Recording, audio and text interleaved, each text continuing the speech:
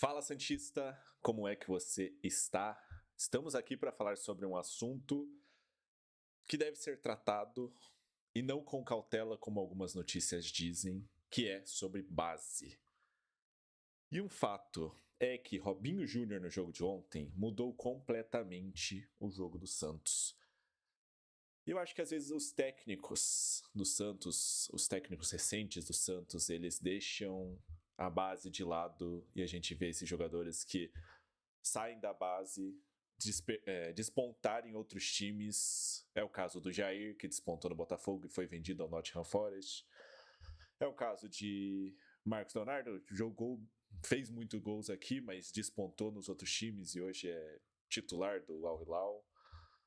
A gente vê muitos jogadores e eu acho que os técnicos às vezes esquecem que você pode ter jogadores bons na base, às vezes insistem em contratações que não vão dar certo, como é o caso de alguns jogadores que foram contratados na janela, mas a gente tem jogadores bons. Acho que tem jogadores a serem lapidados e a gente vê que outros times, não falo de times brasileiros, só tem alguns times brasileiros que eles realmente sabem utilizar a base. Eu acho que o Santos é um time que não tem sabido utilizar a base nos últimos anos. Mas a gente vê outros times, como os times europeus, e a gente vê jogadores muito bons, que têm uma diferença técnica aguçada, como é o caso, por exemplo, do Lamine Yamal no Barcelona. É um caso bem recente, porque com 16 anos ele já era titular da seleção espanhola e titular do Barcelona.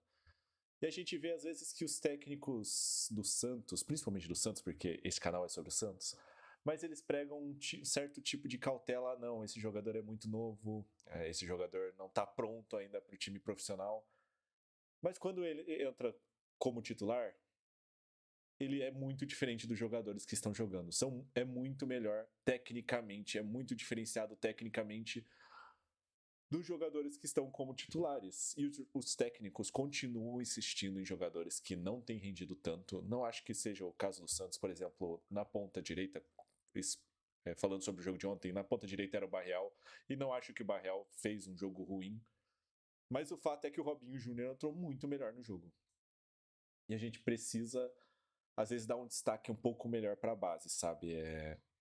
A gente tem jogadores bons, como é o Bom Tempo, como é o Souza, como é o Robinho Júnior. E eu acho que a gente precisa, às vezes, deixar um pouquinho,